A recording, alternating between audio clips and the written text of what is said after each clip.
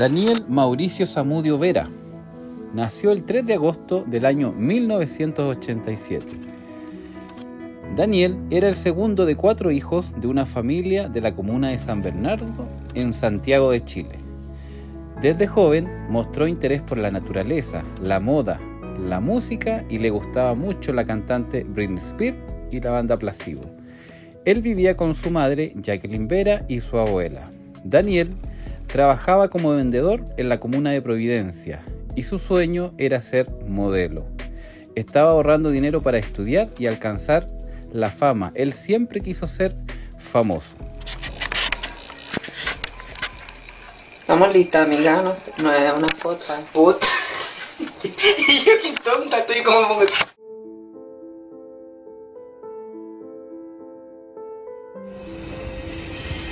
Profesor, muy buenos días. Nos encontramos en el Parque San Borja, en la animita de Daniel Zamudio. En esta animita de Daniel ocurrieron hechos muy graves. 4 personas que tenían tendencias a neonazis atacaron de forma violenta y muy grave, entre ellos Patricia Humada, Alejandro Angulo, Raúl López y Fabián Mora. Daniel, durante el transcurso de las agresiones, fue víctima de quemaduras en su cuerpo, fracturas en sus piernas y cortes con vidrios que habían de restos aquí en el lugar. Esto sucedió el 2 de marzo del año 2012. Posterior, en la madrugada del 3 de marzo del año 2012, Daniel a las 5:30 de la madrugada fue trasladado a la Export Central para ser atendido por sus graves lesiones. Daniel fue ingresado el 3 de marzo de 2012 a las 5:50 am, aquí como paciente NN en la Exposta Central. Permaneció en coma inducido durante 24 días, a pesar de los intentos médicos por estabilizarlo. Desarrolló complicaciones graves, incluido una neumonía aspirativa y signos de daño neurológico irreversible. El 9 de marzo de 2012 sufrió un paro cardiorrespiratorio tras morder su tubo endotraqueal, lo que lo conectaba a ventilación mecánica. Esto agravó su estado. Los médicos informaron que si hubiera sobrevivido, quedaría con daño neurológico severo. El 27 de marzo de 2012, Daniel fue diagnosticado con muerte encefálica y falleció a las 19:45 horas. La autopsia confirmó que el traumatismo cráneoencefálico fue la principal causa de su deceso, derivado de los golpes que recibió tras su ataque.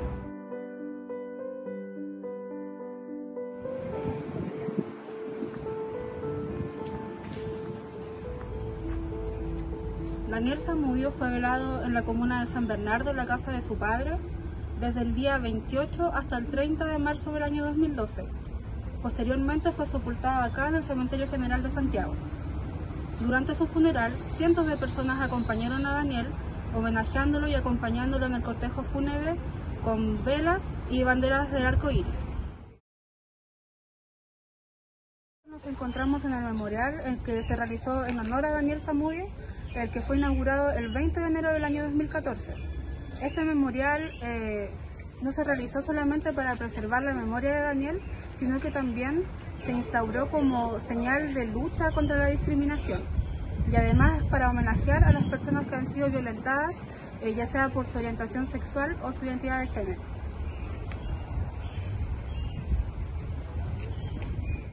Impacto mediático y social. En el caso de Daniel, conmocionó a Chile y al mundo, generando indignación masiva por la violencia extrema y motivación homofóbica del crimen. Las manifestaciones públicas y vigilias se multiplicaron, mientras los medios amplificaban la discusión sobre la discriminación y la violencia hacia la comunidad LGBTIQ+. Este evento también despertó solidaridad internacional con figuras públicas como el cantante Ricky Martin y la Comisión Interamericana de Derechos Humanos, el cual es un órgano autónomo de la Organización de los Estados Americanos. Su misión es promover y proteger los derechos humanos en los países miembros de la OEA, principalmente en América Latina y el Caribe, quienes expresaron su repudio ante el caso. Hola. Hola, ¿cómo están? Bien, gracias. ¿Y usted? ¿Me escuchan bien? ¿Sí? Sí. Bueno. Sí, sí lo escuchamos. Ya. Hola, Perfecto. buenas tardes, Rolando. Somos un grupo de Buenas. estudiantes de primer año de la carrera de Trabajo Social del Ya. Instituto allí. Le queríamos quitar un ratito de su tiempo y nos tocó hacer un informe y un trabajo de video sobre el caso de Daniel Zamudio. Sabemos que para ustedes es un caso delicado, muy importante, y por eso igual gracias a una compañera que pudo tomar contacto, llegamos a su, valga la redundancia, a su contacto para poder preguntar algunas cositas en específico y que nos pueda cooperar. Muy bien, no hay problema. Yo soy Ariel y mis compañeras se van a presentar enseguida. Muy bien. Mi nombre es Liz Martínez, también estudiante de primer año de trabajo social de ayer. Hola, mi nombre es Claudia Painequeo y también soy estudiante de trabajo social. Bien, Claudio. María José. Hola, mi nombre es María José y también soy estudiante de trabajo social. Bien. Ya estoy rodeado. Sí. Sí. Rolando, para comenzar un poquitito, nosotros nos tocó informar y también informarnos nosotros mismos sobre el caso que ocurrió de Daniel Zamudio. Hemos estado leyendo un poquitito, pero igual no sé si podemos hacerle algunas consultas en específica a usted para que nos pueda cooperar en eso. Por supuesto, para eso estamos. Muchas gracias. En el caso mío, yo me gustaría preguntar qué impacto tuvo el caso de Daniel Zamudio y la percepción internacional sobre los derechos sobre la comunidad aquí en Chile. A ver, yo diría que causó tanto impacto como lo causó el caso de discriminación que afectó a la jueza Karen Natala, la que le habían quitado sus dos hijos por la tuición de sus dos hijos por tener una relación de pareja lésbica. Con el agravante que acá se trataba de un crimen horrendo, una verdadera masacre contra un ser humano, y es así como recibimos solidaridad de todas partes del mundo. De hecho, después, a los meses después, a los papás de Daniel lo invitaron una agrupación de familiares de gays de Italia a visitarlo, y estuvieron allá el padre y el hijo menor de la familia Zamudio. Y nuestros padres en Europa, en Estados Unidos, en el resto de América Latina, estuvieron muy activos mandando cartas antes de que de que fueran detenidos, y después durante el proceso de investigación y el juicio posterior estuvieron pendientes siempre del caso, y recibíamos constantemente solicitudes de información de organizaciones como la Fundación Triángulo en España, la Federación Estatal de Gays y Lesbianas Española, la CHA de Argentina, MUL Perú de Perú, organizaciones suecas, inglesas, alemanas. Sí, fue un caso emblemático que llamó la atención de la prensa internacional y, por cierto, de la población de diversidad sexual a nivel global. Muchas gracias. Mis compañeras van a continuar y te van a hacer otras consultas al respecto igual. Muy bien. Ya, mi turno. La pregunta es la siguiente. ¿Cómo se gestionó el duelo y la memoria de Daniel Zamudio en la comunidad LGBT+? A ver, yo diría que primero nosotros no usamos el término comunidad para referirnos a este sector. Nosotros hablamos de población homosexual, porque comunidad o población LGBT, porque comunidad alude a un grupo que tiene sentidos comunes y tiene una serie de factores que los unen, que lo identifican. Los gays, las lesbianas y los trans, lo único que tenemos en común entre nosotros es nuestra orientación sexual o nuestra identidad de género. Pero el resto somos súper variados, somos súper distintos, por lo tanto no hablamos de comunidad, hablamos de población LGBT. Eso es como un aporte porque en esto se aprende siempre, aprenden ustedes y aprendo yo. Sí, muchas gracias. Ahora el duelo se gestionó básicamente por parte del MOI, ¿ya? La gente, el ciudadano común y corriente, que no está metido en organizaciones, que no está metido en movimientos, sea de esta naturaleza o de otras defensas o viendo otros derechos. Una vez que la noticia sale de la primera plana de los medios, de la televisión, de la prensa política, de la prensa de las farándulas incluso, la gente ligerito da vuelta a la hoja, la página, y se olvida rápidamente del crimen brutal. De hecho, después de Daniel han habido 60 homicidios más, algunos tan brutales como el de él, pero sin ninguna duda lo de Daniel marcó bonito una serie de factores. Entonces, la gestión de la memoria está a cargo, y es casi normal que así sea, de las organizaciones que luchamos por los derechos humanos de la diversidad sexual. Y en ese sentido, el encargado de comunicación, el periodista del móvil, sugirió la creación pero primero que habló de un memorial, un sitio de recuerdo, de homenaje a Daniel y a las víctimas que eventualmente pudieran haber. Y bueno, conseguimos apoyo con una escuela de arquitectura, donde un profesor de arquitectura y 2 de sus alumnos, uno de ellos argentino, les propusimos que nos sorprendieran con un diseño de un memorial. Mientras tanto, nosotros empezamos a gestionar recursos. Se hizo al poco tiempo de morir Daniel, se hizo un acto en el Teatro Caupolicán, que lo organizó básicamente el abogado nuestro que lleva la causa, y se movió con los pasajes. Vino la Sandra Miami de Argentina, un montón de artistas chilenos. Lamentablemente el Caupolicán no se llenó ni de cerca, pero ahí se juntó una cantidad de plata que tampoco fue tan mezquina, y en la mitad de esos recursos se le entregaron a la familia, y la otra mitad se guardó para el memorial. Finalmente el memorial una vez que los arquitectos nos presentaron la idea, nosotros la aprobamos y invitamos a la familia a conocer el diseño que iba a tener el memorial. Quedaron contentos con el diseño, nos reunimos en la sede con el equipo de arquitectos y empezó la planificación. Yo fui al cementerio a buscar un terreno donde pudiera ser idóneo que quedara el memorial. No podía ser muy lejos de Recoleta ni de Independencia, porque el cementerio es tremendo, abarca entre esas 2 grandes avenidas.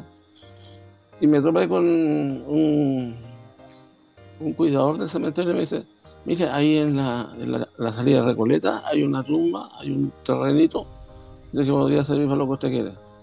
Vamos a verlo al tiro. Partimos con él, y claro, era un terreno que está a la salida de la puerta de Recoleta, y había espacio para una tumba más, y el otro era camino, era pasillo. Y yo dije, me tinca, y pensando siempre en la posibilidad de ampliar, que había un espacio más que era como de tránsito, compré la tumba. El terreno costó 4 millones de pesos. Le mostramos el terreno a la familia y empezamos a negociar con el cementerio y encontramos una empresa constructora especialista en generar tumbas, nichos y mausoleos, que trabaja ahí mismo en el cementerio, y llegamos a acuerdos en términos económicos. Y por cierto, nos faltaba plata para materiales. Yo hice una gestión con un gerente, un tipo muy jugado, muy honesto, con el que habíamos visto un caso de discriminación en Sodivan. Él era gerente general, y acudí a él y conseguimos los materiales que nos faltaban: arena, cemento, fierro, y así. Y con eso se completaron los materiales y se empezó a trabajar.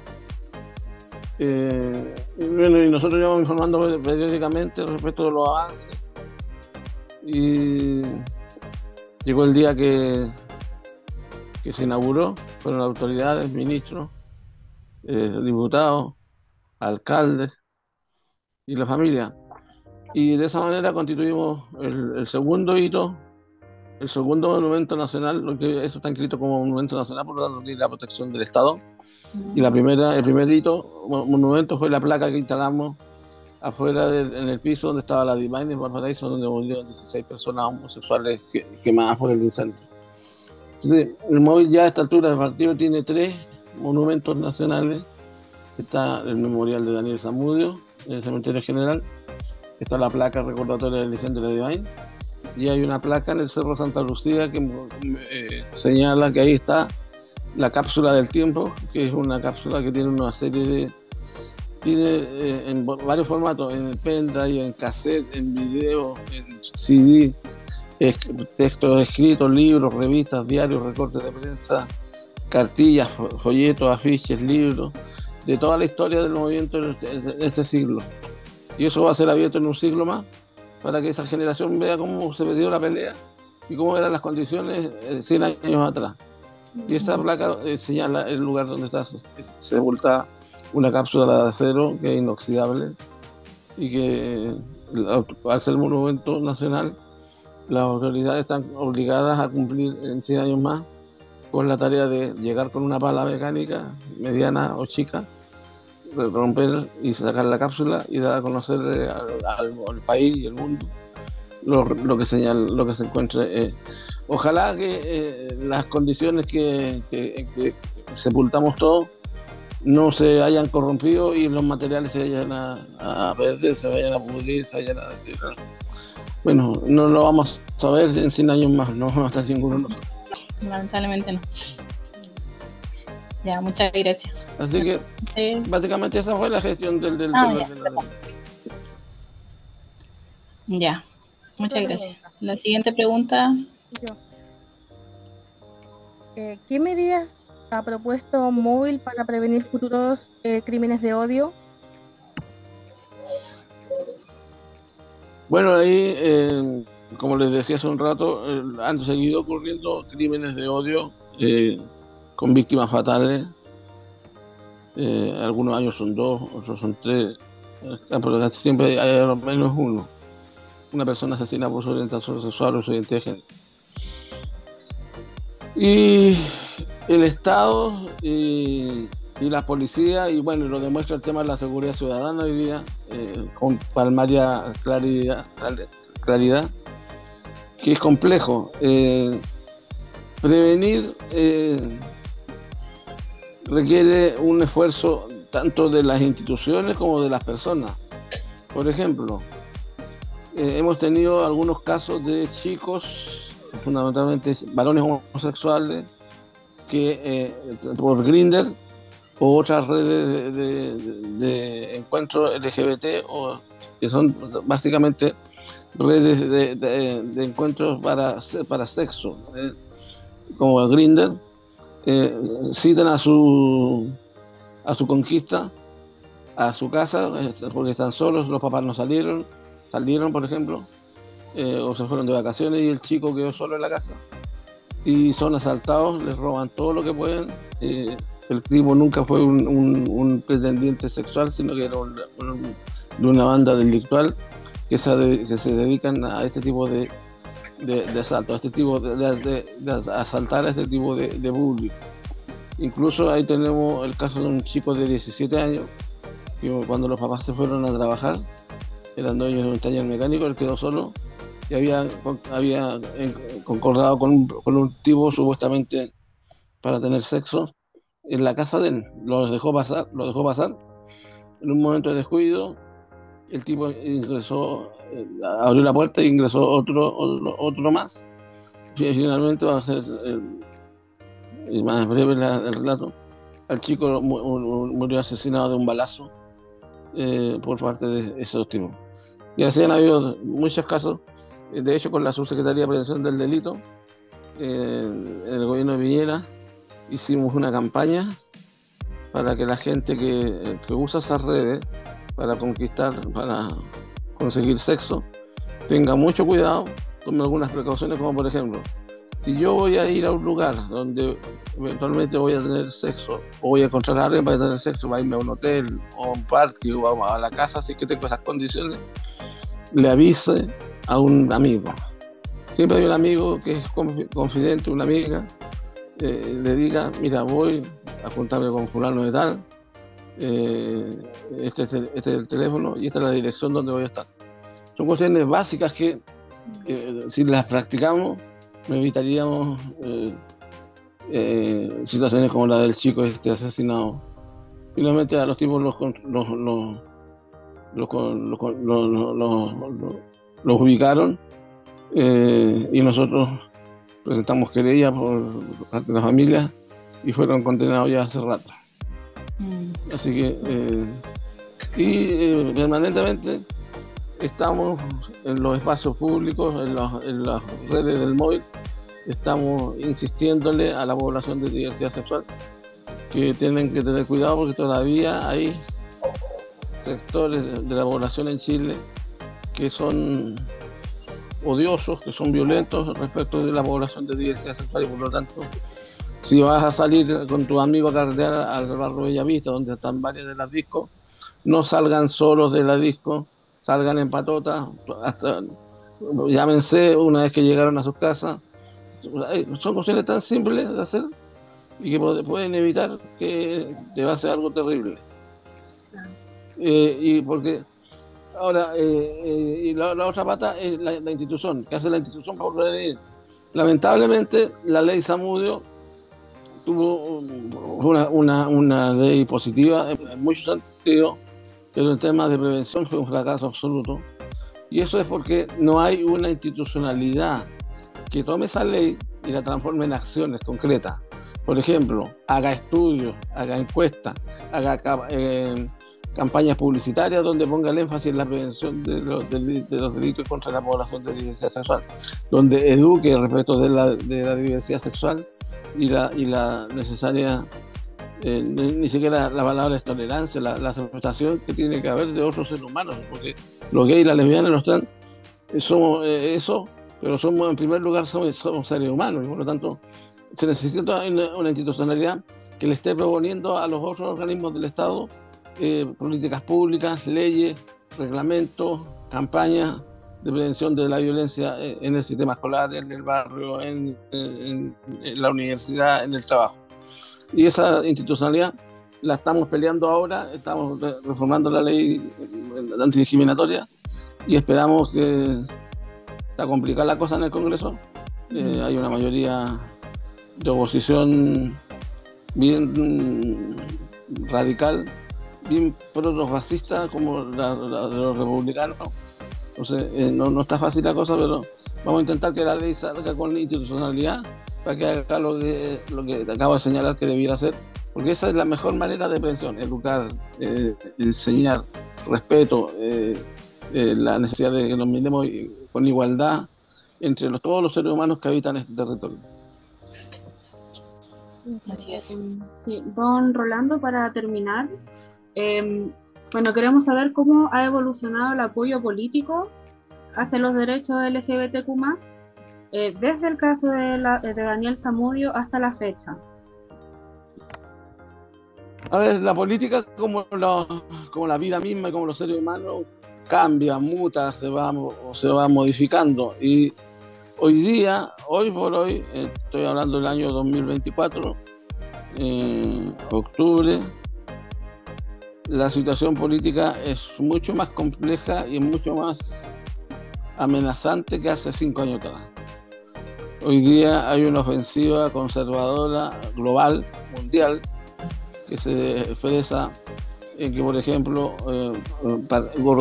se han elegido gobiernos de ultraderecha, como el de España, en algunas zonas autonómicas, el de Italia, Argentina que al lado, y otros en el país europeo, que son gobiernos de extrema derecha que buscan desarmar, desconocer y derogar, cuando a ellos les es posible, las leyes y políticas públicas que se han ganado con tantos años de esfuerzo por el movimiento de diversidad sexual y por el movimiento feminista. ¿Ya? Acá al lado en Argentina, Milei desarmó el Instituto Nacional contra la Discriminación, el INADI, y disolvió el Ministerio de la Mujer. Y así ha eliminado una serie de recursos que eran para combatir la homofobia, la transfobia o la xenofobia o la discriminación racial desde el INADI. En los estados republicanos donde manejan el gobierno federal republicano, han quitado todos los recursos. Como no pueden derogar las leyes, la asfixian económicamente y le quitan todos los recursos, los presupuestos anuales que se van haciendo, y por lo tanto la política deja de funcionar. Aquí en Chile están empeñados los republicanos. Yo estoy yendo a la comisión el lunes, de hecho expongo la Comisión de Derechos Humanos de la Cámara, porque quieren derogar, quieren disolver la política de salud trans para los niños, niñas, la política de acompañamiento de la transición de niños, niñas y adolescentes trans. Dicen que la adolescencia y los niños trans no existen, que el programa de acompañamiento es un programa de transformación de niños comunes y corrientes en niños trans, como si eso fuera posible. Y ha sido una serie de barbaridades que han ido instalando como verdades, y lamentablemente el sector político que nos acompañó en el pasado reciente con la ley de matrimonio igualitario, la ley de unión civil, la ley de identidad de género, y el sector progresista de la sociedad y del Parlamento está silente, está callado, está arrinconado. Nosotros por eso hemos estado tomando algunas medidas en los últimos meses.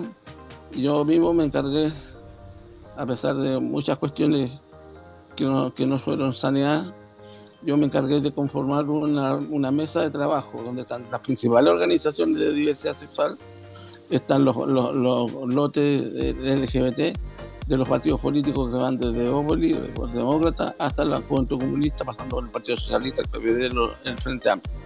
Y tenemos un espacio de trabajo LGBT para dinamizar y recobrar la conducción de la discusión en estos temas. Y lo vamos a hacer de la siguiente manera.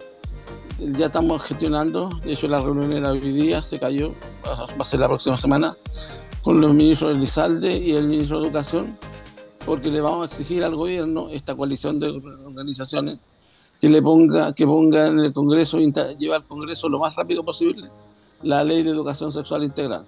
Con la discusión que se va a desatar con esa ley en el Congreso Nacional, la discusión la vamos a encabezar nosotros. Nosotros vamos a poner los temas y no la ultraderecha. Así que hay un retroceso, va a ser una síntesis, hay un retroceso respecto del apoyo que hasta hace unos 2 años atrás se daba a estos temas. Yo era incluso demasiado optimista. Yo dije hace 2 años, el cambio cultural que hemos producido en Chile respecto de los derechos de la diversidad sexual es irreversible. Me equivoqué. No es irreversible porque ya hay países en el mundo donde se está retrocediendo, y aquí ese diseño se va a implementar también porque esto es una estrategia global. Hay muchísimo dinero corriendo para grupos extremistas, evangélicos y católicos, para que combatan y influyan en los congresos de sus países para destruir lo que ellos llaman la ideología de género. La ideología de género no existe, es una entelequia que inventaron ellos para denominar el odio, la violencia que reparten cotidianamente a través de las redes sociales y en los espacios donde ellos se movilizan. Lo que hay es una lucha que tiene décadas por los derechos humanos de la diversidad sexual. Y eso no es una ideología de género, eso es una lucha legítima, porque como les decía hace un rato, antes que ser homosexuales, antes que ser lesbianos, trans, somos personas. Y por ese solo hecho de ser ser humano tenemos una cantidad inherente de derechos que deben ser respetados, de dignidades que deben ser respetadas, y que esta gente considera que eso no es así.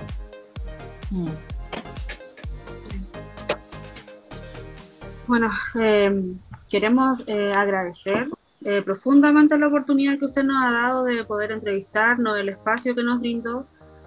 Para nosotros es súper importante por la carrera que estamos estudiando y, bueno, independiente del trabajo que tenemos que hacer, el hecho de informarnos y también ejercer como un ser humano como corresponde.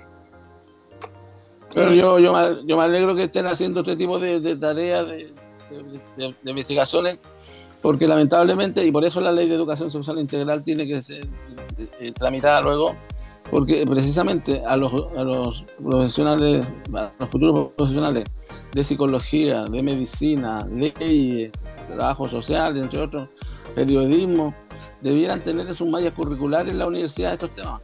Pero no los tienen. Hay cuestiones optativas, cátedras optativas, pero no hay. Yo me he peleado con todos los ministros de educación que han habido en los últimos 5 gobiernos, desde la que se inició la transición, diciéndole, por favor, metamos estos temas en la malla curricular de las carreras, de tales carreras. Y nadie dice que lo hagamos todo de un tirón y de un día para otro.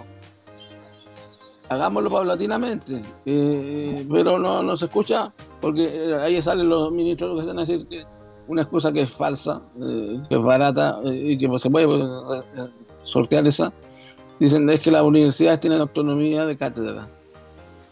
Pero yo les digo, sí, estoy de acuerdo que tengan autonomía, aparte de la democracia del conocimiento, pero a lo menos las universidades que reciben plata del Estado debieran poder tener esos ramos incluidos en sus mallas curriculares, y así no tendríamos profesionales que salen absolutamente ignorantes respecto a cuando nosotros fuimos hace 12 años atrás a preguntarle al Ministerio de Salud, oye, ¿cuál es la política de salud para la población trans? Nos dijeron, nos miran con cara de que estábamos hablando chino, y no tenemos ninguna política. Digo, bueno, ustedes saben que hay una necesidad de salud especial de esta población, pero en realidad no sabemos. Fuimos nosotros que con el Ministerio de Salud organizamos un piloto que duró 1 año, pasaron 100 personas trans por ahí, y eso permitió generar la vía clínica para la transición hormonal y clínica. Hicimos nosotros la práctica. Entonces, bueno, si esto estuviera metido en las mallas curriculares, primero hubiera una ley de educación sexual integral desde kinder hasta 4º medio, y después en las mallas curriculares de las universidades de las distintas carreras, no tienen que ser todas, contribuyeran estos contenidos, sería mucho más fácil terminar con la homofobia, con la transfobia, por el que las fobias están fundamentalmente sustentadas por la ignorancia, por el prejuicio, por la caricatura que alguien tiene en su cabeza de lo que lo otro constituye. Muchas gracias, Rolando, por tus palabras, porque de verdad que a nosotros como primer año de la carrera de Trabajo Social nos ayuda bastante, y te agradecemos igual mucho por habernos recibido en esta videollamada, habernos orientado, habernos informado bien al respecto, porque como tú dices bien, la información no está en ciertos lugares, cuesta mucho llegar a ella, entonces te agradecemos mucho por eso. Muy bien, un gusto, ojalá le vaya muy bien. Muchas gracias. Gracias. Chao. Muchas gracias, que esté bien. Chao. Que tenga buena tarde. Igualmente. Los perpetradores y su destino judicial. Condenas y proceso judicial. Patricio Ahumada Garay, considerado el líder del grupo, quien propinó la golpiza más brutal, fue condenado a presidio perpetuo simple. Esta es la pena máxima en Chile, lo que refleja la gravedad del crimen y la intención homicida del acusado. Alejandro Angulo y Raúl López Fuente fueron condenados a 15 años de presidio. El que este primero, Alejandro Angulo, está pidiendo libertad condicional, la que ha sido rechazada por los familiares y los abogados de la familia. Fabián Mora. Este fue condenado a 7 años de prisión, donde solo cumplió 4 años de condena. Este beneficio fue otorgado por la Comisión de Libertad Condicional de la Corte de Apelaciones de Santiago, tras evaluar su comportamiento positivo durante su reclusión. El rol del gobierno. Durante el caso de Daniel Zamudio, el gobierno de turno fue el del presidente Sebastián Piñera. quien estaba en su primer mandato, 2010-2014. Fallas durante el incidente. Escasa presencia policial. El ataque ocurrió en el Parque San Borja, un área pública transitada, pero la falta de patrullaje policial permitió que el grupo de agresores sometiera a Daniel Zamudio a horas de tortura sin interrupción. Esto fue una de las críticas más relevantes hacia la gestión de seguridad pública, ya que con una mayor vigilancia el ataque podría haberse evitado o interrumpido antes de llegar a niveles fatales. Demora en la atención médica. Cuando Daniel fue encontrado inconsciente alrededor de las 5:30 de la madrugada por un guardia del parque, fue trasladado a la ex posta central sin documentos de identificación, ingresando así como un NN no identificado. A pesar de recibir la atención inmediata, se denunciaron falencias en los protocolos hospitalarios y retrasos en algunas intervenciones críticas. La ausencia de un protocolo específico para víctimas de violencia extrema fue señalada como un factor que complicó aún más su recuperación. Acciones tras el incidente. Participación del gobierno. El gobierno del presidente Sebastián Piñera intervino rápidamente una vez conocido el caso. Piñera y los otros altos funcionarios, como el ministro de Salud, Jaime Mañalich, visitaron a la familia y garantizaban la atención médica gratuita para Daniel durante su agonía. Asimismo, se asumió un rol activo en la condena pública del crimen, lo que resultó fundamental para visibilizar la violencia homofóbica en Chile. Agilización de la ley Zamudio. El asesinato de Daniel aceleró la aprobación de la ley antidiscriminación que llevaba años estancada en el Congreso. La promulgación de la ley Zamudio en el 2012 se presentó como una respuesta legislativa directa del gobierno ante este crimen. Controversias y la falta de respuesta enérgica, silencio de la Iglesia Católica. Una de las mayores polémicas fue la ausencia de la solidaridad pública por parte de la Iglesia Católica, que a pesar de la visibilidad mediática del caso y la indignación social, el arzobispo de Santiago, Ricardo Isati, no visitó a la familia ni emitió declaraciones contundentes durante los 24 días en que Daniel estuvo en coma. En contraste, Isati había realizado visitas a figuras polémicas, como el del sacerdote Fernando Karadima, acusado de abusos sexuales. Esto provocó una fuerte crítica por parte de los activistas y de la familia de Zamudio, quienes denunciaron un doble estándar en la postura de la Iglesia ante los derechos humanos. Críticas hacia la gestión del caso. A pesar del apoyo inicial del gobierno, se cuestionó que no hubiera una respuesta institucional más integral y coordinada frente a un crimen. La falta de un enfoque preventivo desde las políticas públicas evidenció que no existían protocolos efectivos para abordar crímenes de odio ni de medidas claras para garantizar la protección de las minorías. Ley antidiscriminación, o bien denominada y conocida como Ley Zamudio, número 20.609. Fue promulgada en el año 2012 como respuesta directa al asesinato de Daniel Zamudio. Esta ley busca prohibir la discriminación arbitraria en todos los ámbitos y proporcionar un marco legal para sancionar actos discriminatorios. Evaluación de su efectividad.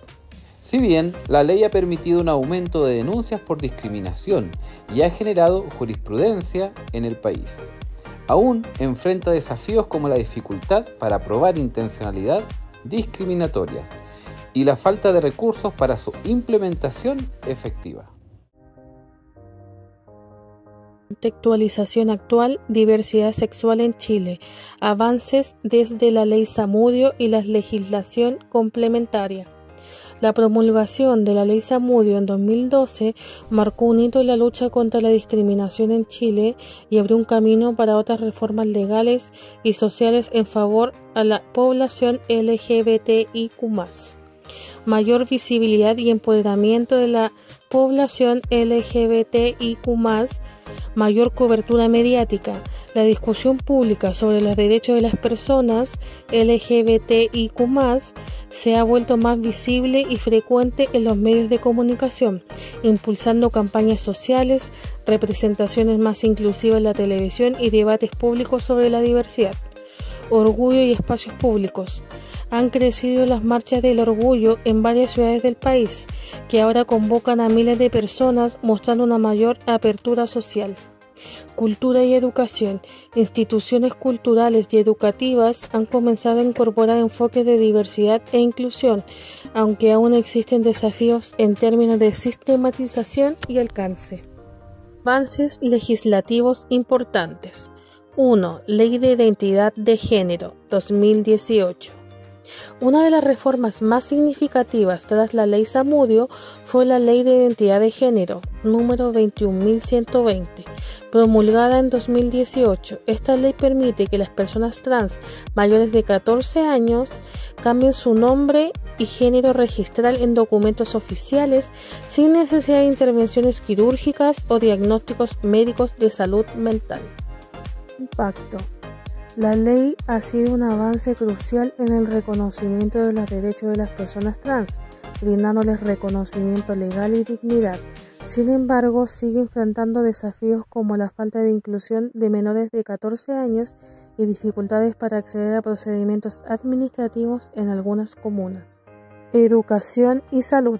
Esta ley ha impulsado un mayor enfoque en la capacidad de funcionarios públicos y operadores del sistema de salud para atender adecuadamente a las personas trans. 2. Matrimonio igualitario, 2021. En 2021, Chile dio un paso más hacia la igualdad con la aprobación del matrimonio igualitario. Esta normativa permite que las parejas del mismo sexo contraigan matrimonio con los mismos derechos y deberes de las parejas heterosexuales, incluyendo la adopción de niños y niñas. Fortalecimiento de políticas públicas y espacios inclusivos. Iniciativas municipales. Varias comunas han creado departamentos de diversidad que ofrecen asesoramiento legal, apoyo psicológico y programas educativos para la población LGBTIQ+. Inclusión en el ámbito laboral. Algunas empresas en Chile han implementado políticas de diversidad e inclusión, adaptando medidas de la creación de espacios seguros para empleados LGBTIQ+, y programas de reclutamiento inclusivo. Desafíos pendientes. Persistencia de discriminación. A pesar de los avances, la comunidad LGBTIQ+, sigue enfrentando prejuicios y violencia, especialmente en contextos rurales o sectores conservadores. Acceso, desigualdad a servicios. Las personas trans en particular aún enfrentan obstáculos en el acceso a salud, educación y empleo. Capacitación insuficiente. Aunque se ha avanzado en la formación de funcionarios públicos, aún falta sistematizar la educación en diversidad en escuelas y en sistemas de salud y justicia. Persistencia de brechas. Sin embargo, aún existe la desigualdad en el acceso a salud, educación y justicia. Los crímenes de odio no han desaparecido completamente y los prejuicios sociales continúan limitando la inclusión plena. El caso de Daniel Zamudio y la Ley Zamudio han marcado un antes y un después en la gestión de la diversidad en Chile. El caso visibilizó la necesidad urgente de marcos legales sólidos y políticas públicas inclusivas. Los impactos positivos son el empoderamiento de la comunidad LGBTIQ+, ya que la ley ha dado herramientas para denunciar actos discriminatorios y exigir justicia, y a su vez la sensibilización social, ya que ha impulsado un cambio cultural hacia una mayor aceptación y respeto por la diversidad.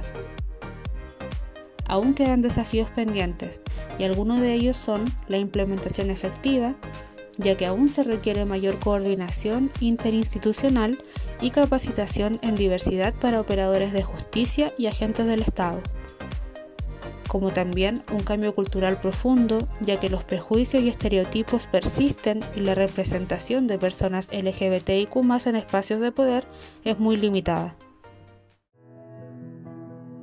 En conclusión, el caso de Daniel Zamudio y la promulgación de la Ley Zamudio fueron puntos de inflexión en la historia de los derechos humanos en Chile. Sin embargo, aún queda mucho por hacer para garantizar una sociedad libre de discriminación.